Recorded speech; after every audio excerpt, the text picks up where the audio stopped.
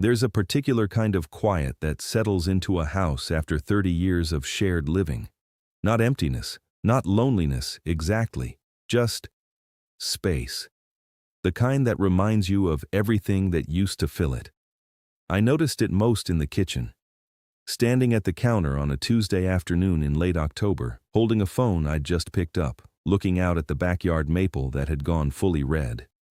Patricia would have said something about that tree. She always did this time of year. She passed 4 years ago. I still catch myself turning to tell her things. The phone call I'd just made was to my daughter-in-law, Renata. Not a social call. I'd been trying to reach my son, Trevor, for several days. She picked up on the third ring. The first thing she said wasn't hello. It was, "Did you get the invoice I forwarded?" I told her I had. "The supplier needs payment by Friday, or they'll hold the next shipment." I said I'd look into it. She hung up before I could ask the question I'd actually called about. I stood there for a long moment, phone against my chest, looking at that maple. The question I'd wanted to ask was simple. When is the grand opening? My son Trevor had spent the better part of 2 years planning the launch of his wellness clinic, a physiotherapy and rehabilitation center he'd named Cedarbrook. It was supposed to be the culmination of everything. His training, his years working under other practitioners, and the $340,000 I had contributed from the savings Patricia and I had spent our entire working lives building. I was a high school mathematics teacher for 31 years. Patricia was a hospital administrator. We were not wealthy people, but we had been careful and consistent. And when Trevor came to me 2 springs ago with a business plan and a dream, I believed in him the way only a father can believe in a son. The arrangement between Trevor and me was never a formal contract. I had suggested one early on. Trevor had looked at me the way a son looks at a father who has just said something that stings. "Dad, this is family," he said, and I had felt small for suggesting otherwise. I understand now that was exactly the intended effect. What I had instead was a series of emails. In those emails, Trevor described my contribution as an investment made on family terms, no fixed interest, no rigid repayment schedule, but with a clear understanding that I would be kept informed of major milestones. His words, his email. For the first several months, he kept that promise. We spoke every Sunday. He walked me through the renovations, the equipment purchases, the hiring decisions. He called me once, excited, from the job site when the new treatment tables arrived. I remember that call clearly. He sounded like himself, like the boy I raised. Then Renata took over the clinic's finances. Trevor explained it somewhat sheepishly. She had a background in healthcare administration. It made sense, he said, practically speaking, and I told him I understood, because I did. What I didn't anticipate was what came with it. The Sunday calls got shorter, then less frequent. Then they stopped altogether, replaced by occasional text messages and forwarded invoices. I told myself it was normal. Businesses get busy. Sons grow into their own lives. I'd read enough to know that a father who holds on too tightly becomes a weight his children have to carry. But there is a difference between letting go and being pushed out. I was only beginning to understand which one was happening. That Friday, I drove to Hamilton, 40 minutes from Oakville, through streets I knew well. I wasn't looking for anything specific. I just wanted to see the clinic. I found parking easily. The street was quiet for a Friday afternoon, and then I stopped walking.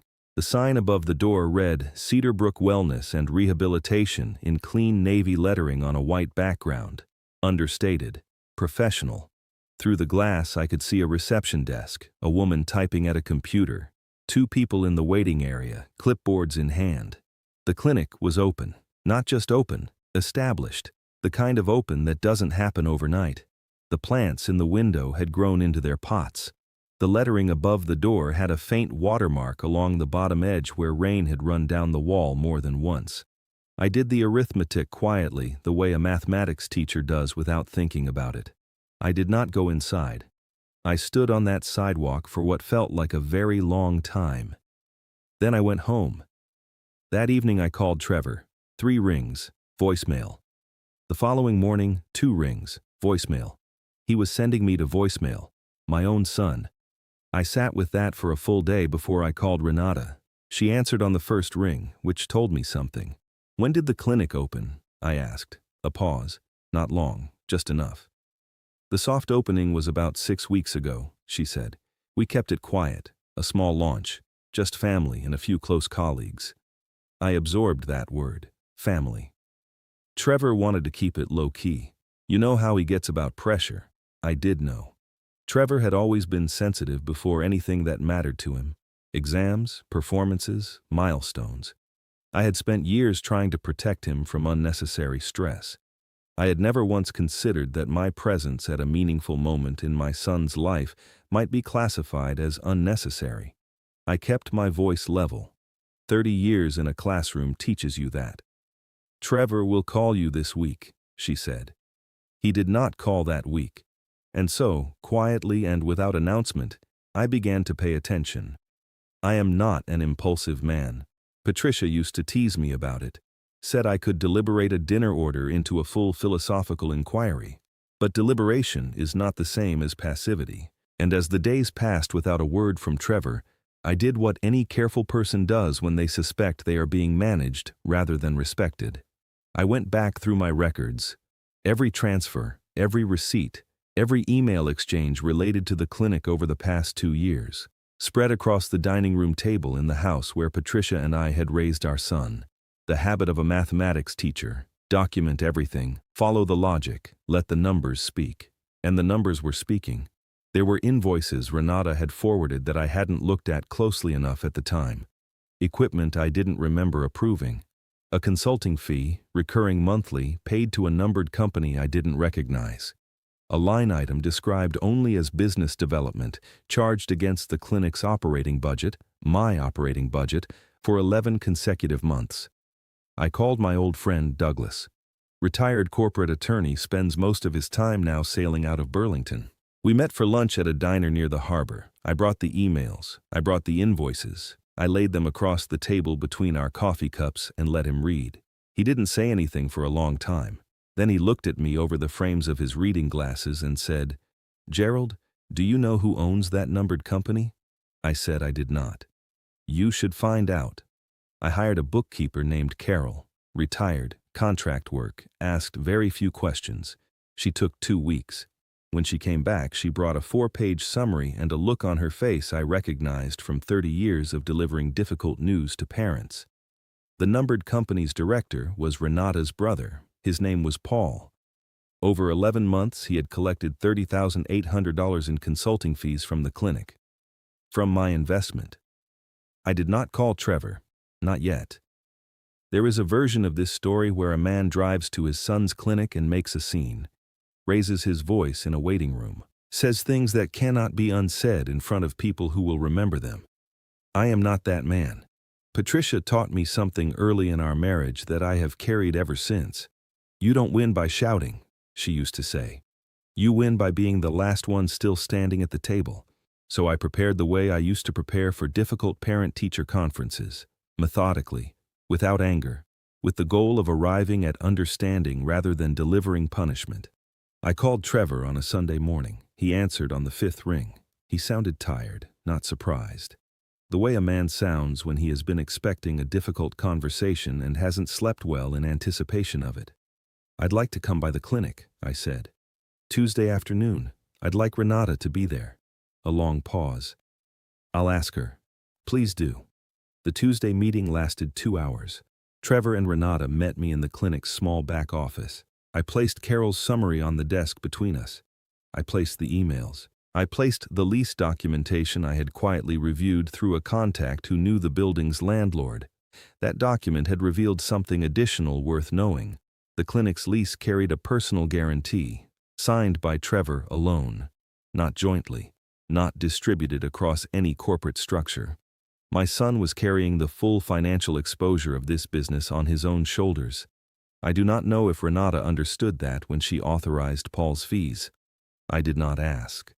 What followed across those 2 hours, I will not recount in detail. Those hours belonged to my family, but the shape of it was this.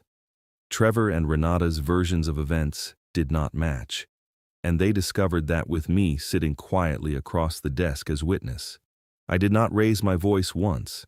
When the 2 hours were finished, I said one thing. I need this acknowledged formally.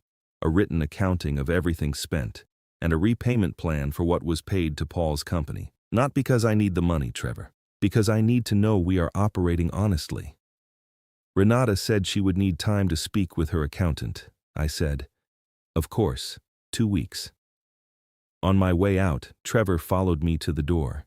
Renata stayed in the office. He stood on the front step with his hands in his pockets, looking at the parking lot.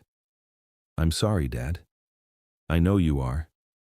I didn't know she was paying Paul that much. I looked at my son for a long moment. I believed him.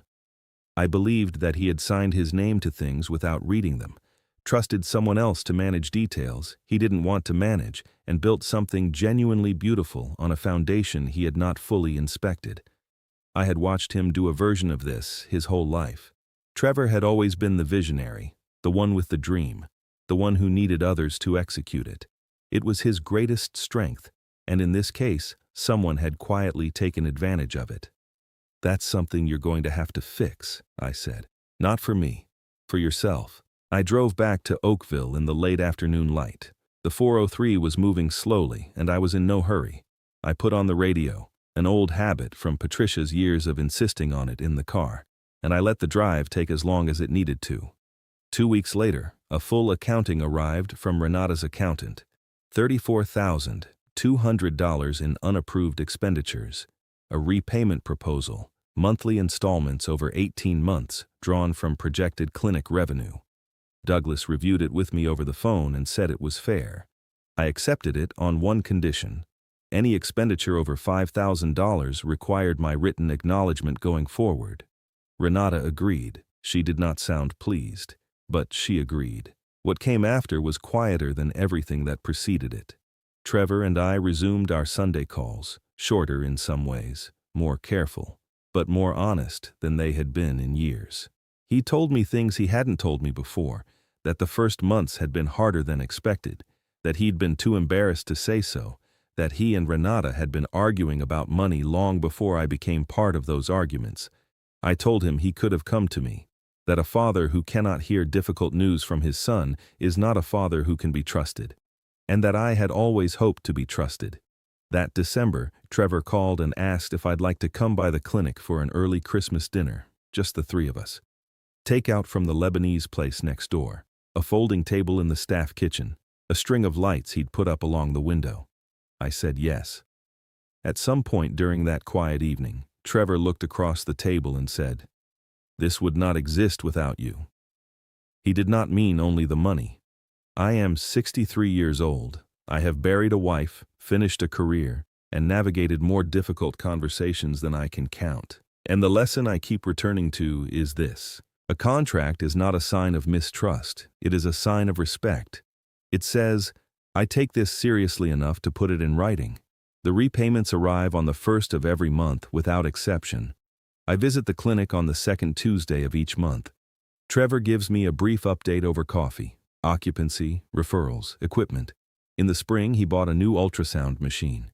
He called me before he signed the purchase order.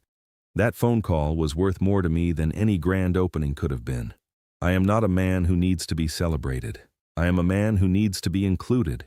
It took losing one to understand the other.